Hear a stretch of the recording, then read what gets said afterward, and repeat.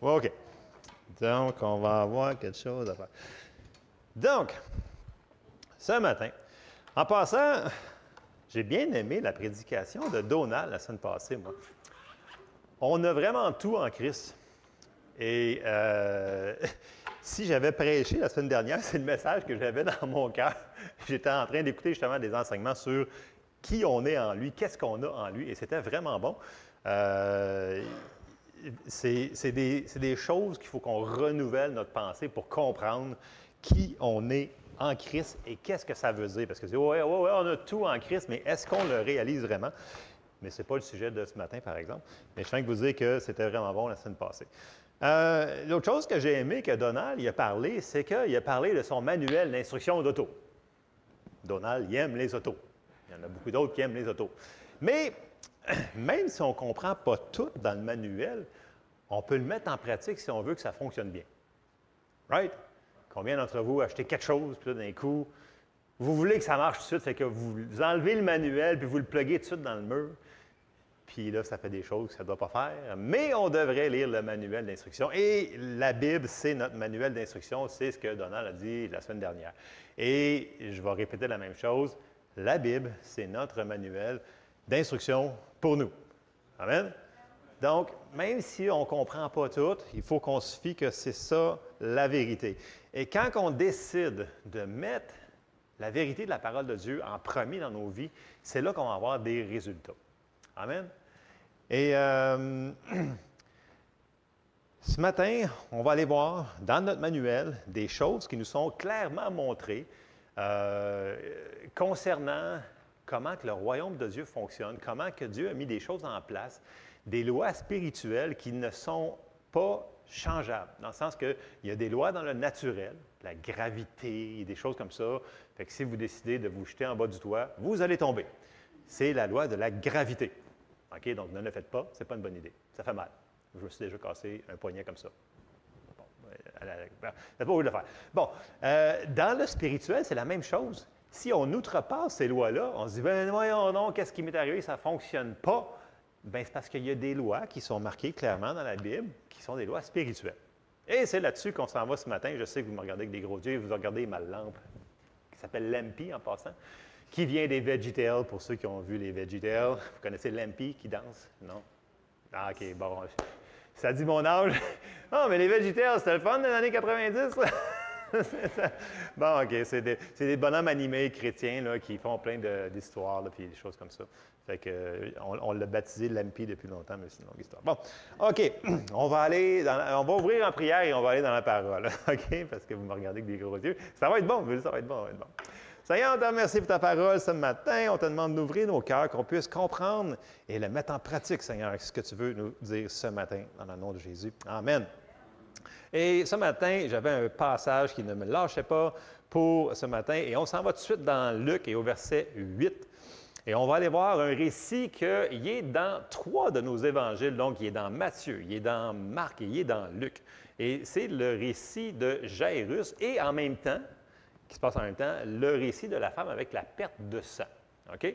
Donc, s'il est 3 fois dans notre Bible, on sait que s'il est là une fois, c'est important, 2 fois, c'est important, 3 fois, il y a des principes qu'on devrait peut-être porter attention. Right? Amen? OK. On s'en va dans, j'ai décidé de prendre dans Luc 8, et on va commencer au verset 41. Et voici, il vint un homme nommé Jairus, qui était chef de la synagogue. Il se jeta à ses pieds et le supplia d'entrer dans sa maison, parce qu'il avait une fille unique d'environ 12 ans qui se mourait. Pendant que Jésus y allait, il était pressé par la foule. Retenez, pressé par la foule, je vais y revenir dans quelques versets. Or, il y avait une femme atteinte d'une perte de sang depuis 12 ans, c'est long 12 ans, et qui avait dépensé tout son bien pour les médecins sans qu'aucun ait pu la guérir. Donc, on va dire que c'était incurable. OK? C'est ce qu'il avait dit, grosso modo. Et elle avait tout. Dans d'autres versions, ça dit qu'elle n'avait plus d'argent. Elle avait tout dépensé pour ça. C'était fini. Donc, elle était pauvre et elle était malade. Elle s'approcha par derrière et toucha le bord du vêtement de Jésus. Au même instant, la perte de sang s'arrêta. Et Jésus dit, « Qui m'a touché? » Comme tous s'en défendaient, Pierre et ceux qui étaient avec lui dirent, « Maître, la foule t'entoure et te presse. » On va revenir encore sur presse. « Et tu dis, qui m'a touché? » Ça ne fait pas de sens. Mais Jésus répondit, « Quelqu'un m'a touché, car j'ai connu qu'une force était sortie de moi. » Donc, il n'a pas demandé s'il voulait ou s'il ne voulait pas. Elle a juste été cherchée. Vous me suivez jusqu'à maintenant? OK. La femme, se voyant découverte, vint tout tremblante se jeter à ses pieds et déclara devant tout le peuple pourquoi elle avait touché et comment elle avait été guérie à l'instant. Verset 48, Jésus lui dit, « Ma fille, ta foi t'a sauvée. » Bon, le mot ici, dans vos Bibles, c'est traduit « sauvé » ou « guéri » parce que c'est « sozo ». Le même mot qu'on utilise quand on est sauvé dans Romains 10. OK? Donc, ta foi t'a sauvé ou t'a guéri, dépendamment de vos traductions de Bible, va en paix. Bon, là, on va retourner un petit peu en arrière. On met en perspective, là, Jésus est dans une foule. OK? Et quand on regarde le mot « pressé », le mot « pressé » utilisé ici, en anglais, la plupart des traductions, ça disait « throng ». Il y a même d'autres traductions, ça dit « crush ». Ça veut dire qu'il y avait tellement de monde autour de Jésus qui le touchait, qui le pressait, soit par curiosité ou soit par il voulait juste toucher Jésus. Mais est-ce qu'il se passait quelque chose? Non, il ne se passait rien. Pourtant, Jésus était loin du Saint-Esprit et de puissance et de force pour délivrer de tout. OK, on connaît ces versets-là, mais il ne se passait rien. Et qu'est-ce qui est arrivé de différent quand que la femme est arrivée? La femme, elle est arrivée avec sa foi. Et c'est ce qui a fait la différence. Donc, je vais vous faire une illustration. Donc, ça m'électrocuter. Ça, c'est la puissance de Dieu. Okay? Le titre de mon message, j'ai un titre en passant, je mets des titres souvent dans une affaire. J'ai dit, qu'est-ce que j'ai marqué? La foi active la puissance. Donc, Jésus, puissance illimitée, il l'a. Mais là, il y a plein de monde qui le touche. Et il se passe absolument que dalle, que rien. Pourtant, il le touche. Et souvent, dans la vie chrétienne, on est là, on prie à 14 000 fois, puis il ne se passe absolument rien. Parce qu'on ne le fait pas selon les lois spirituelles. Et la loi spirituelle pour la puissance de Dieu, c'est que la puissance est activée par la foi. Et là, cette dame-là qui n'a pas rien demandé à Jésus, elle a juste été le chercher. Donc, si je pogne, on va dire que ça, c'est la dame, OK? Elle arrive avec sa foi parce qu'elle le disait. Si on regarde, si on met les trois évangiles côte à côte, elle disait, « Si je peux seulement toucher ses vêtements, je serai guéri. » Pas peut-être, je serai. Sa foi parlait. Et là, dès qu'elle l'a touché, la puissance de Dieu, elle a été activée. Pourtant, tous les autres autour n'ont rien reçu. Et c'est ça que je veux parler ce matin, c'est que la foi, notre foi, la meilleure manière d'aller chercher ce qu'on a de besoin, donc la guérison, tout ce qu'on a de besoin, c'est par notre foi. On peut activer la puissance de Dieu par notre foi. Donc, peu importe c'est quoi la situation, on le voit ici, là, il y a une foule, il n'y a rien qui se passe. Mais une personne arrive avec de la foi, sans même y demander, et elle reçoit la puissance de Dieu. C'est merveilleux. Amen. OK. On continue. Et là, puis, ce n'est pas le seul endroit qu'on voit ça. Souvenez-vous, quand on regarde l'histoire du paralytique qui est transporté par 4 amis, là, puis là, il dit, je ne peux pas rentrer dans la maison. Puis là, il faudrait qu'on rentre dans la maison parce qu'on veut que... Puis là, ils font un trou dans le toit pour le descendre. Vous vous souvenez de ce récit-là, tout le monde? Il l'a dans Luc. Bref. Mais si on regarde plus attentivement ce qui a été marqué, je vais me tenir sur mon affaire, ça dit que pendant qu'il l'a vu, Jésus, il y a un commentaire, c'est dans Luc, j'aurais dû peut-être le sortir, mais fiez-vous à moi, là, c'est dans votre Bible. OK? Ça dit, la puissance de Dieu était présente pour les guérir tous. Pourtant, qui c'est qui a été guéri? Une personne. Puis ça dit, à cause de leur foi.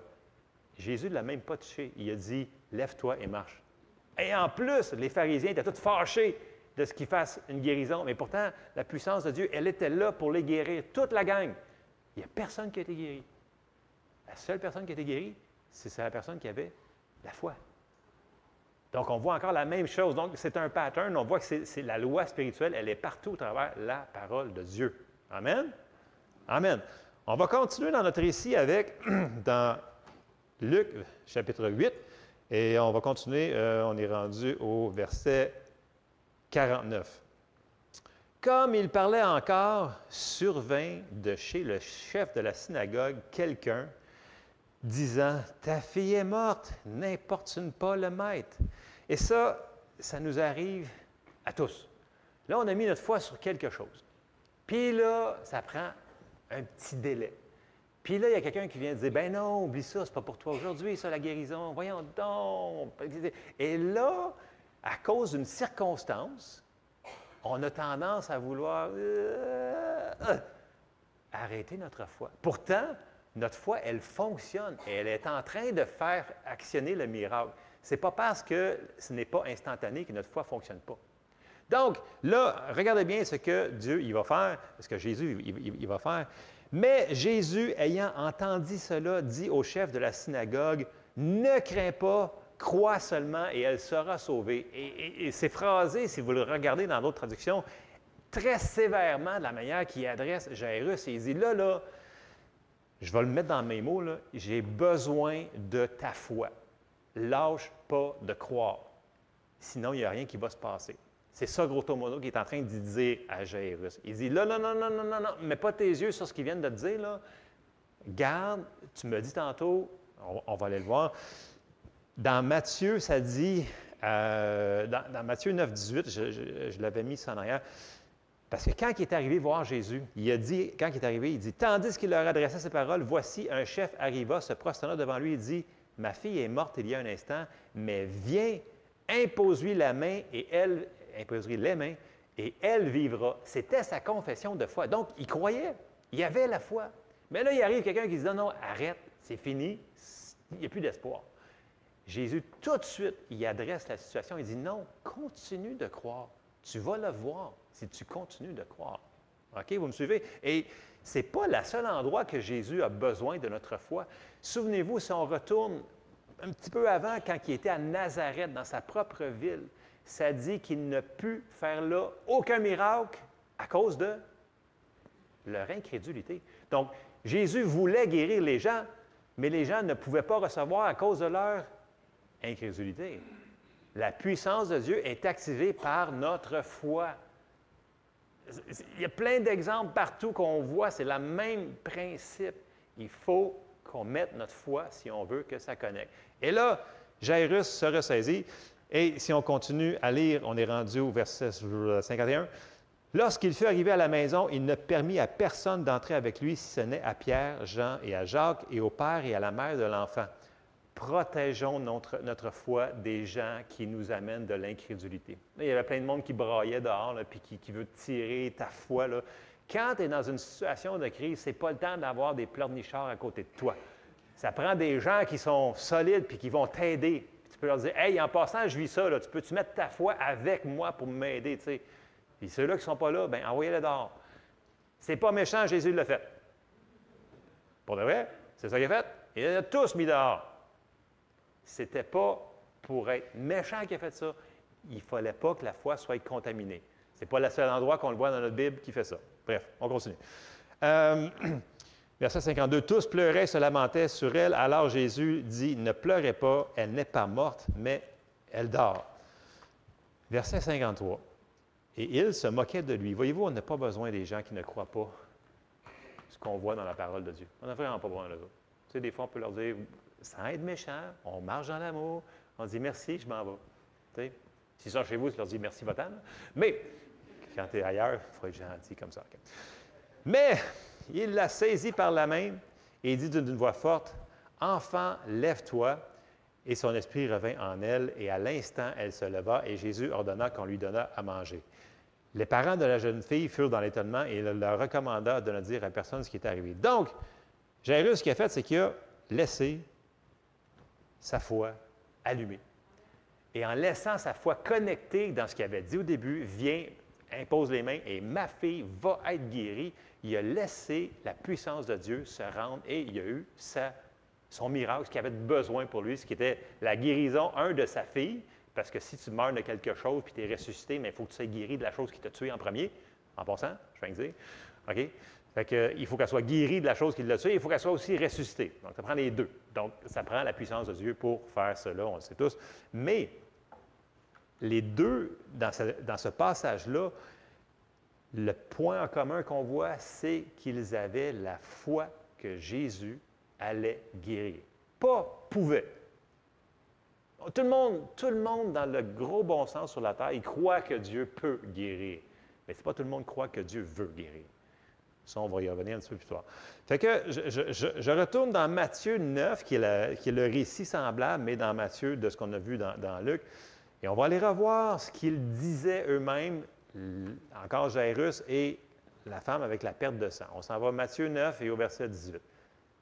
Tandis qu'il leur adressait ces paroles, voici un chef arriva, se prosterna devant lui et dit, « Ma fille est morte il y a un instant, mais viens, impose-lui les mains et elle vivra. » Il avait la foi.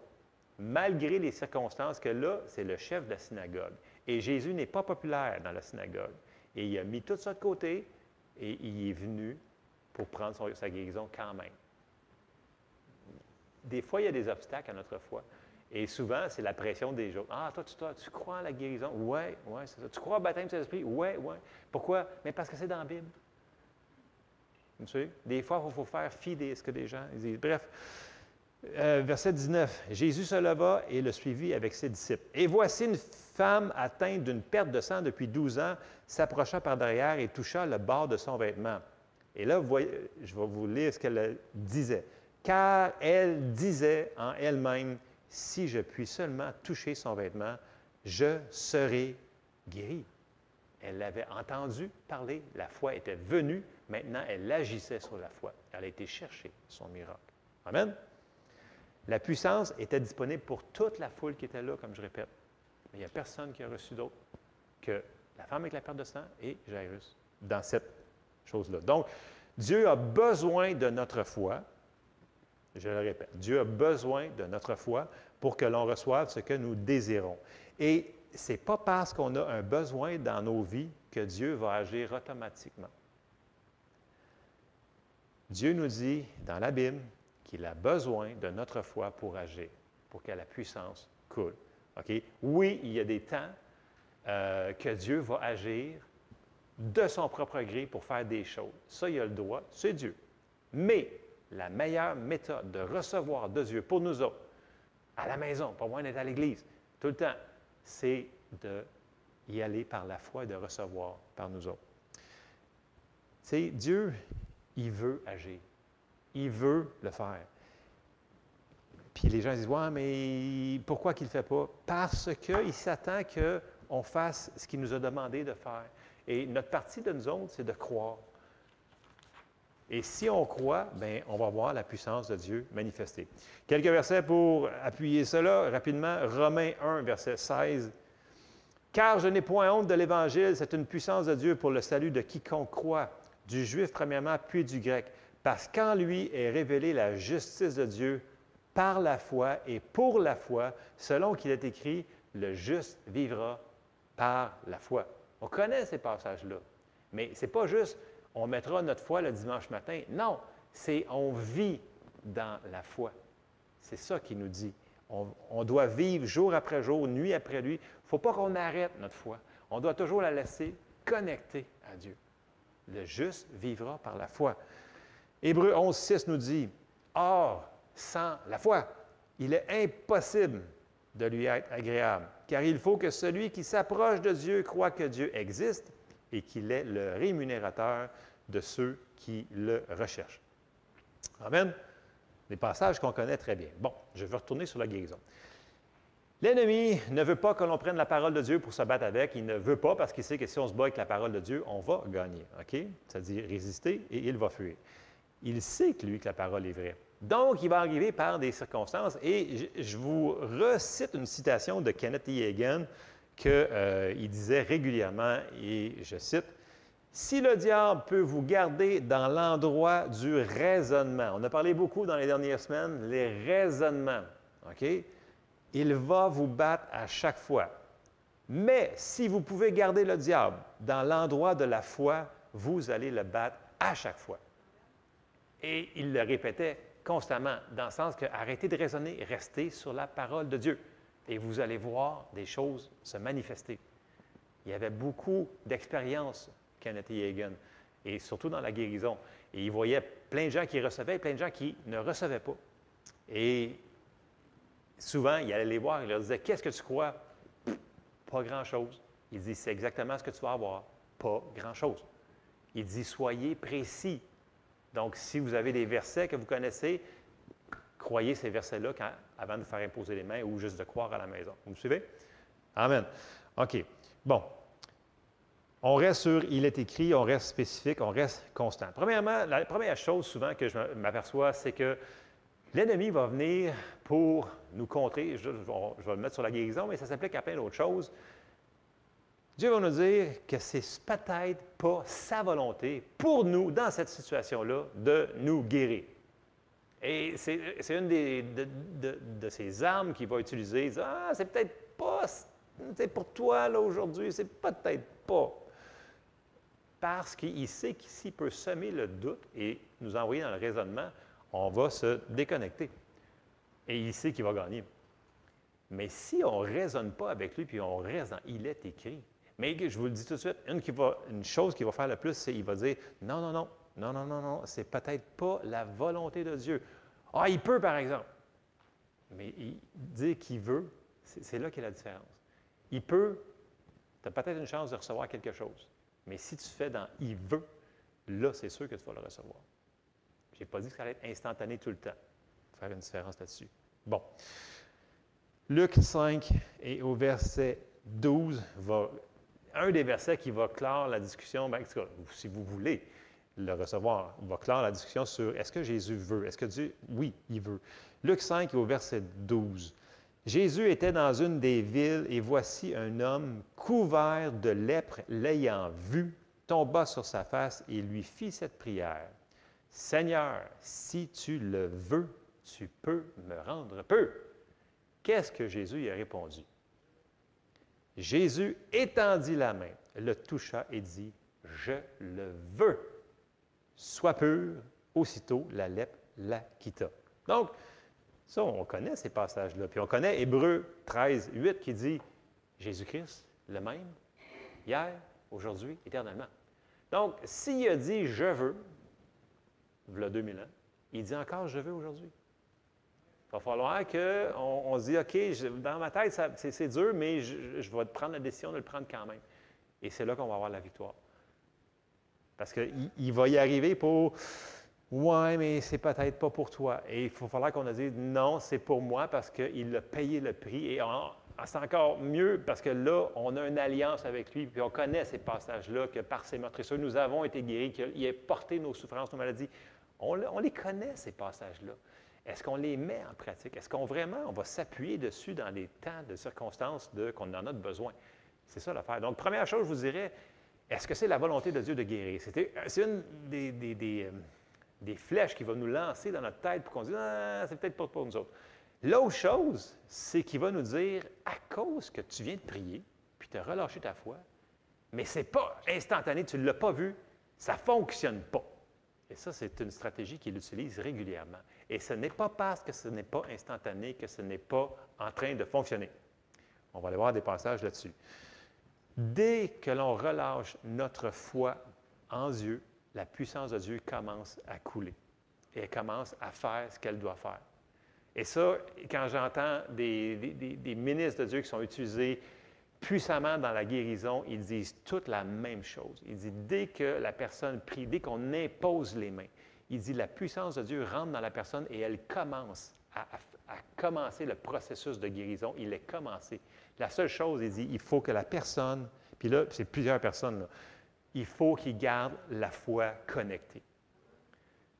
Donc, ne laissez pas le temps de dire « Ah, c'est parce que ce n'est pas arrivé instantanément que ça ne fonctionne pas. » Non, la puissance de Dieu, elle rentre et elle continue à rentrer dans nous autres et elle continue à faire ce qu'elle doit faire. Dans la guérison comme dans d'autres choses. Il va falloir qu'on réalise ce principe-là que dès qu'on l'a fait, qu'on l'a pris, ça commence à faire le processus. On va aller voir un passage ou deux. Marc 4 et au verset 26. Il dit encore, « Il en est du royaume de Dieu comme quand un homme jette de la semence en terre, qu'il dorme ou qu'il veille, nuit et jour, la semence germe et croît sans qu'il sache comment. » On n'a pas besoin de savoir comment que ça fonctionne. Nous autres, il faut croire. La terre produit d'elle-même d'abord l'herbe, puis l'épi, puis le grain, tout formé dans l'épi. Et dès que le fruit est mûr, on y met la faucille, car la moisson est là. Le processus fonctionne toujours. Toujours, toujours, toujours, toujours. Notre travail, c'est de croire. La partie de Dieu, c'est de continuer d'envoyer la puissance et c'est lui qui fait la guérison.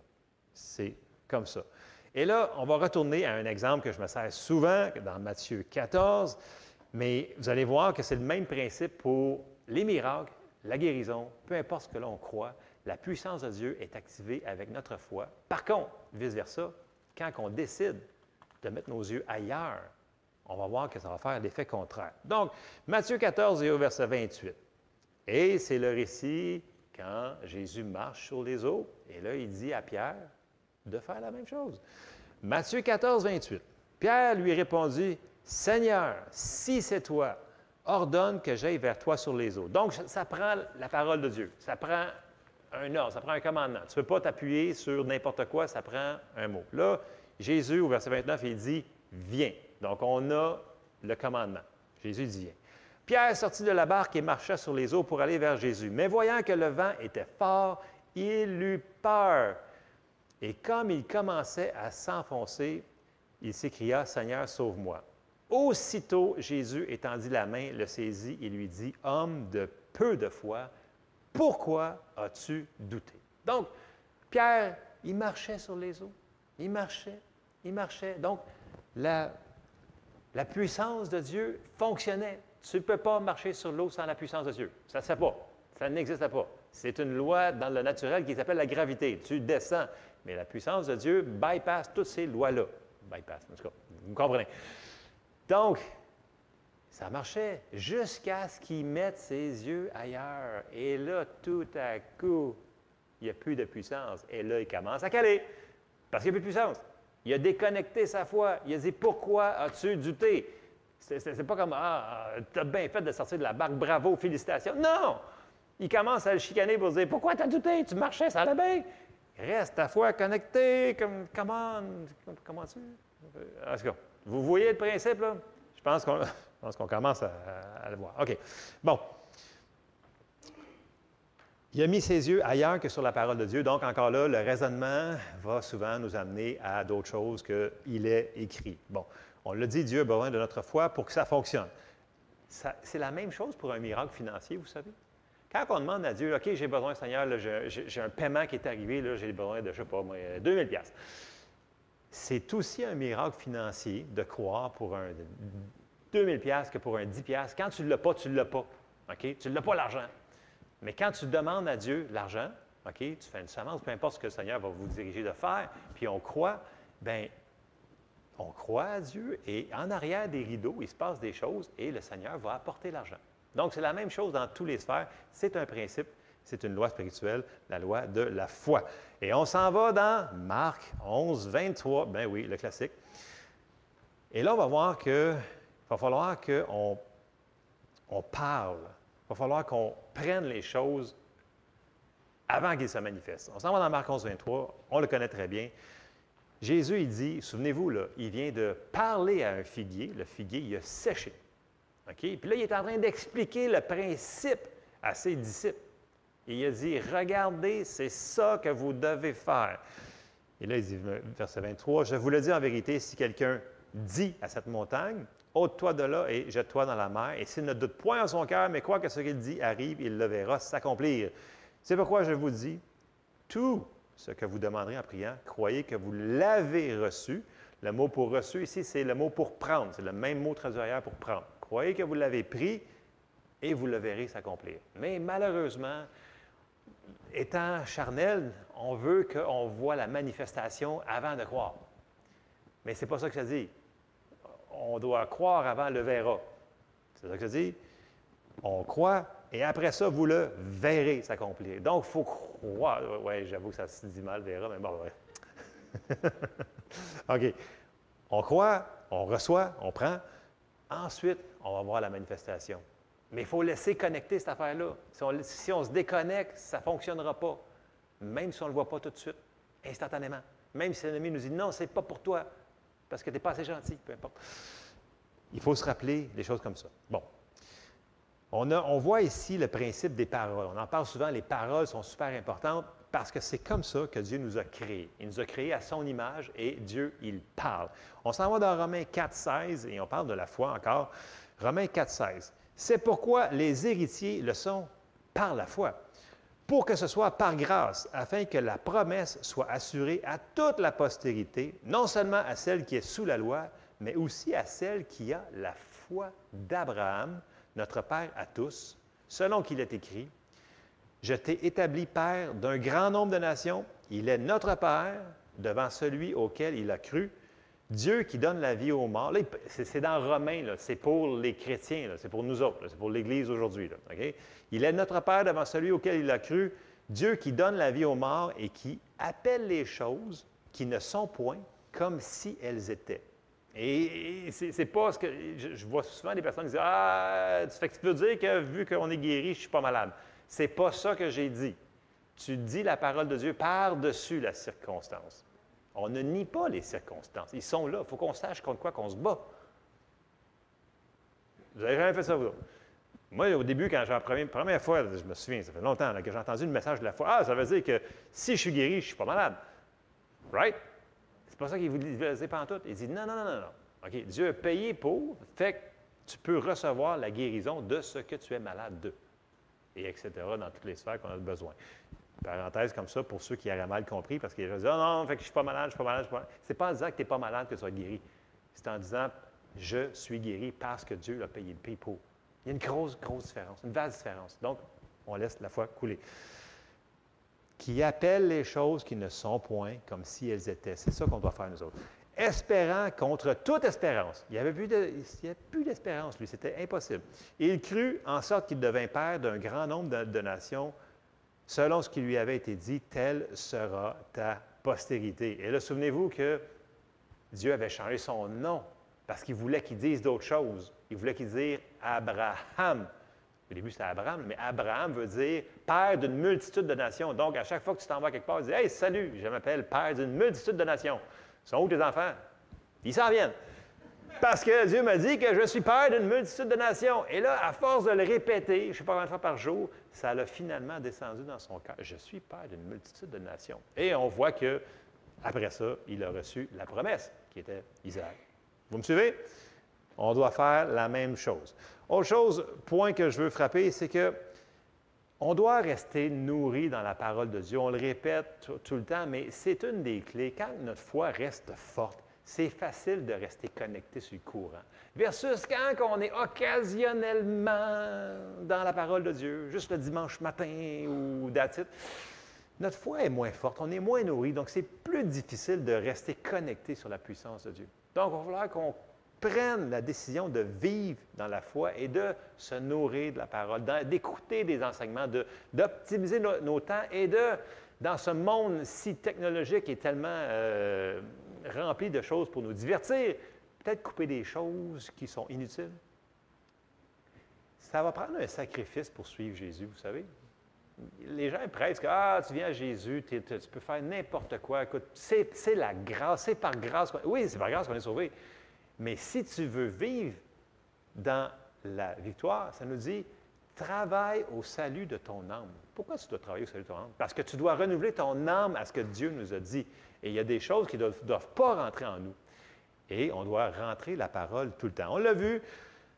On va aller revoir certains versets juste pour être sûr que je ne dis pas des niaiseries. Josué 1,8, on le connaît. Dieu avait dit à Josué, il dit que ce livre de la loi, donc que la parole, ne s'éloigne point de ta bouche. Médite-le jour et nuit pour agir fidèlement selon tout ce qui est écrit, car c'est alors que tu auras du succès dans tes entreprises, c'est alors que tu réussiras. Tada! Voilà, il dit fais ça. Si tu fais ça, là, ça va fonctionner. Tu vas réussir dans toutes tes entreprises. Est-ce qu'on le fait? La plupart de nous le font. et on a des résultats. Mais des fois, on a tendance à se relâcher. Donc, je vous encourage, on ne lâche pas. On lit nos chapitres, on écoute les enseignements et on se nourrit. On reste fort. Amen? Amen. OK, j'achève. Ben, il me reste quelques versets, là, mais bon. Hébreux 4, 12. Car la parole de Dieu est vivante et efficace. La parole de Dieu, elle est vivante. Donc, quand on rentre la vie à l'intérieur de nous, c'est sûr que ça l'affecte notre esprit, mais ça va affecter notre âme et ça va affecter notre corps. Amen. 1 Pierre 23 nous dit, « Puisque vous avez été régénérés, non par une semence corruptible, mais par une semence incorruptible, par la parole vivante. » La parole vivante et permanente de Dieu. Ce qui m'amène à Proverbe 4 et au verset 20. « Mon fils, sois attentif à mes paroles. Prête l'oreille à mes discours, qu'ils ne s'éloignent pas de tes yeux. Garde-les dans le fond de ton cœur, car c'est la vie pour ceux qui les trouvent, c'est la santé pour tout leur corps. » Tout se complète. Plus qu'on va rentrer, le mot aussi pour santé, c'est le mot médicament. On l'avait vu dans Hébreu, ça. C'est le mot marpé, le mot pour médicament, le même mot traduit ici. Donc, on sait que plus qu'on rentre de parole de Dieu, plus qu'on va rentrer de santé en nous. C'est un principe, c'est une loi spirituelle. Et il y aurait tellement de parenthèses à faire, mais je n'ai pas le temps de le faire. Donc, on se nourrit de la Bible. Autre chose, Dieu, il veut tellement qu'on soit guéri qu'on peut recevoir de l'aide extérieure. Donc, c'est-à-dire, on peut s'entraider entre nous autres, par la foi des autres. Première méthode que l'on voit dans la parole, écoute, il y en a tellement, là, mais l'onction d'huile. On s'en va dans Jacques, au verset 5, chapitre 5. Vous savez qu'on peut s'aider mutuellement par notre foi. C'est comme si on a un poids à soulever, là, OK, puis on se met à 4, là, c'est plus facile à la gang de soulever le poids, right? C'est la même chose dans le spirituel. Donc, on peut aider les gens à rester connectés par notre foi sur la puissance de Dieu. On s'en va dans Jacques 5, verset 14. « Quelqu'un parmi vous est-il malade, qu'il appelle les anciens de l'Église et que les anciens prient pour lui en loignant d'huile au nom du Seigneur. La prière de la foi sauvera le malade et le Seigneur le relèvera. S'il a commis des péchés, il lui sera pardonné. » Donc, ce n'est pas l'huile qui a quelque chose de magique. Là. On a beau vous verser une canne d'huile au complet, jusqu'à temps que vous tout trempez, ça ne change rien. C'est de relâcher la foi pour la personne qui prie. Et c'est aussi la personne qui se fait prier pour. Premièrement, c'est elle qui a demandé. Okay? Parce que, tu sais, on a beau... Je peux essayer de mettre ma foi sur quelqu'un, mais si la personne ne croit pas la même chose que moi, il ne se passera rien. Vous me suivez? On ne peut pas imposer notre foi aux autres. Il faut que la personne ait une réception, qu'elle croit, qu'elle demande. C'est pour ça que ça dit, quelqu'un parmi vous est-il malade? Qu'il appelle les anciens. Pas les anciens vont s'imposer sur toi. C'est une des erreurs qu'on voit. Les gens ils vont dire, « OK, tu es malade, on va imposer les mains sur toi. » Si la personne n'a pas fait de demande, mais je ne suis pas sûr qu'il va avoir une réception.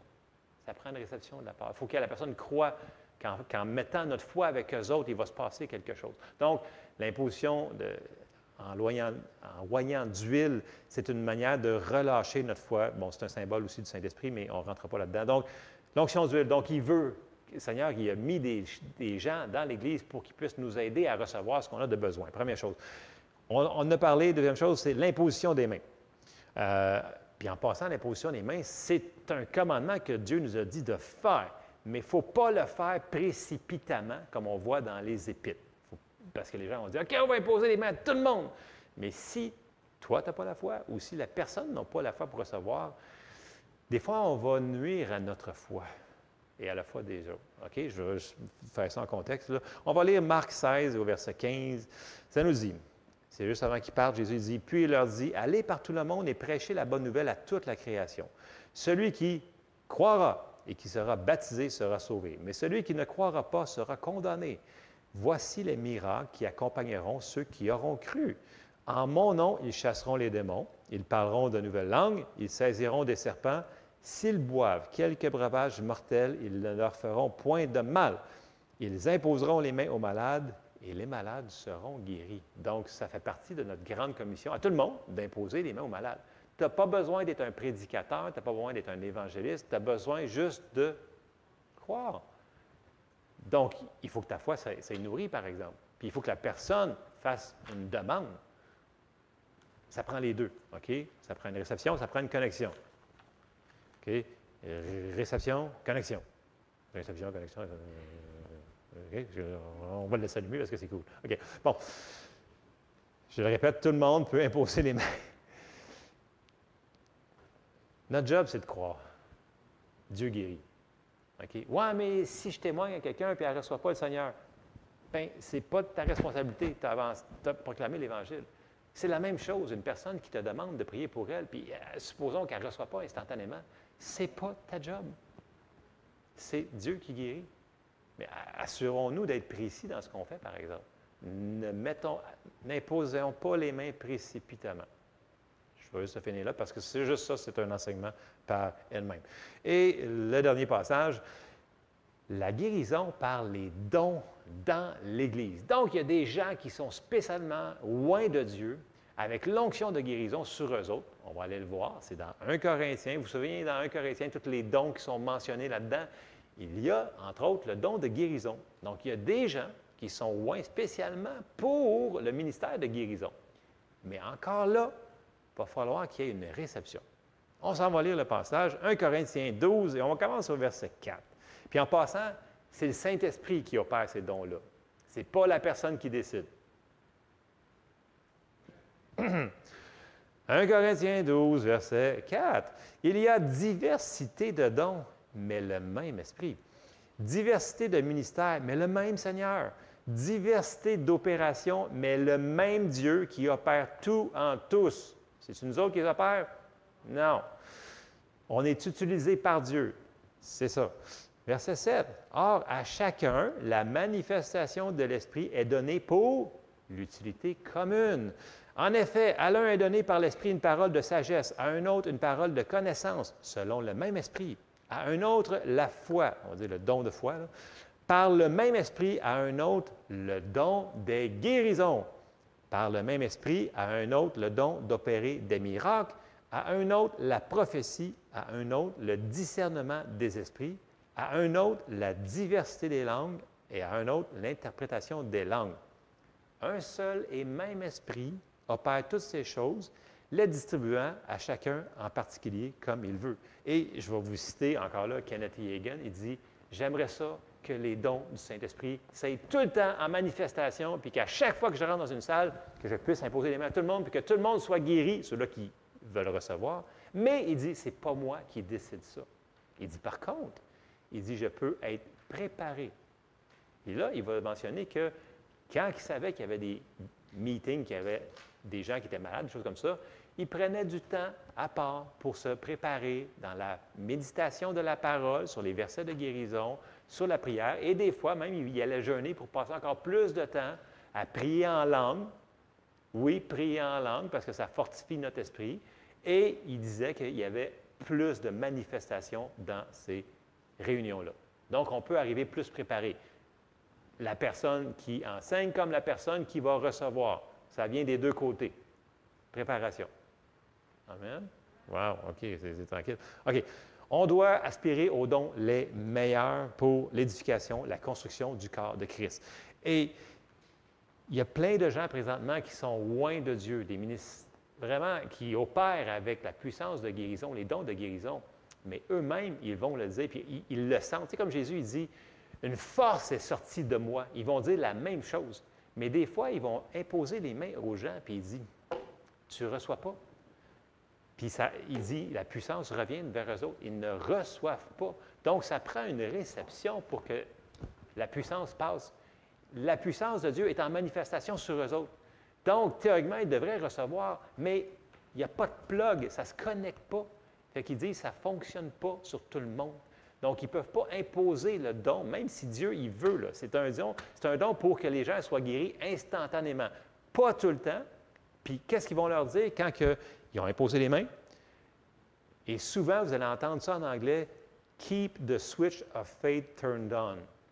OK, ceux-là qui vous avez entendu les mystères de guérison. Donc, gardez l'interrupteur de la foi allumé dans le sens que les mains ont été imposées sur toi, ils ont senti la puissance de Dieu qui ont sorti d'eux, qui est rentré dans la personne, Mais là, ils ne voient pas de manifestation. Ils leur disent, gardez votre foi connectée. Il dit, je sais que la puissance de Dieu est rentrée en toi, elle commence à faire son effet. Ils font juste leur dire ça. Puis après ça, il y a tellement de monde qui ne peuvent pas leur enseigner. Ça, c'est la job plus du pasteur à la maison de leur dire, écoute, garde ça connecté. OK? Tu ne le vois peut-être pas tout de suite, là, mais l'onction, à chaque fois qu'on prie, elle est relâchée, elle commence tout de suite à faire son effet. Que ça prenne une journée, un mois, peu importe, elle fonctionne. Et une des choses pour la garder connectée cette fois-là, ça va être nos confessions de foi. Il va falloir qu'on s'en aille dans la journée, puis là, on est en train de faire, peu importe, on est en train de travailler, de faire la vaisselle, de faire peu importe, couper votre gazon pour ceux qui ont eu le temps de le faire cette semaine. Puis là, tu dis, « Hey, merci Seigneur parce que je suis guéri. » On m'a imposé les mains, là, puis j'ai reçu la guérison. Merci Seigneur parce que j'ai reçu cette journée-là. Puis là, tu t'en vas, puis là, tu continues, tu restes dans les actions de grâce. Et en restant comme ça, c'est plus facile de rester connecté parce qu'on reste dans les actions de grâce et ça fortifie notre foi. Et ça, c'est une des choses, nos paroles. Ce qui est dangereux là-dedans, c'est qu'il y a des gens qui vont venir vous dire « Ah, mais toi, là, dis-moi vraiment là, comment tu te sens aujourd'hui, parce que je vois que tu as encore des choses. » Ça veut dire que ça n'a peut-être pas marché quand tu as fait prier pour toi. Ça vous est déjà arrivé, ça? Moi, ça m'est arrivé tellement souvent. Là, on m'a prié dessus pour quelque chose, puis il a dit « Bien, j'ai reçu. » « Oui, mais on le voit bien que tu es encore malade. »« Oui, mais je crois que j'ai reçu. »« Oui, mais dis-moi vraiment, vraiment, là, la vérité, là. » Bien, la vérité, je viens de te le dire. La parole est la vérité. Fait que tu as le choix de dire que la parole est la vérité ou ce qui est dans le naturel est la vérité. Moi, j'haïs les rhumes, pour ceux qui me connaissent. J'haïs les rhumes. J'ai une aversion pour les rhumes, les grippes, cette affaire-là. Et quand ça arrive pour me toucher, là, je viens méchant. Et je refuse et je commence tout de suite à me battre contre cette chose-là. Donc, vous me direz, même là, quand je vais avoir la morve jusque dans le cou, là, jamais vous allez m'entendre dire « j'ai mal, puis je suis fatigué, puis là, la grippe est tellement forte cette année, on va mourir de la grippe. » Jamais. Je vais dire « merci Seigneur parce que je suis guéri. » Et vous pouvez parler à Jessie, elle va me voir avec la boîte de Kleenex. Donc, je ne nie pas les circonstances, je me mouche en passant, c'est sanitaire. Amen pour les Kleenex, OK? Mais ça ne change rien que je veux que ça parte dans les microsecondes qui vont suivre. Donc, je dois continuer à dire ce que je veux qui arrive et non la circonstance. Amen. Donc, soyons un petit peu plus agressifs restons connectés sur la puissance de Dieu. Et je le dis sur la guérison, mais ça s'applique dans toutes les autres sphères de notre vie. Restons connectés sur la puissance de Dieu. OK? Oui, il y a plein de choses qui peuvent nuire à la puissance de Dieu, mais on n'a pas besoin de tout comprendre. Restons sur ce que l'on sait. On commence là. Puis après ça, le Seigneur va nous en montrer plus. N'oubliez pas, le Saint-Esprit est en nous autres. Quand on lui demande, « Seigneur, il me semble qu'il y a quelque chose, là, puis je n'arrive pas à le saisir tout de suite. Peux-tu m'aider à comprendre s'il y a quelque chose qu'il faut que je change, qu'il faut que je fasse? » Et vous allez être surpris de savoir s'il y a quelque chose. Vous allez avoir on va le savoir si on a quelque chose à changer. Amen? Amen. C'était le message ce matin. Donc, on se lève ensemble.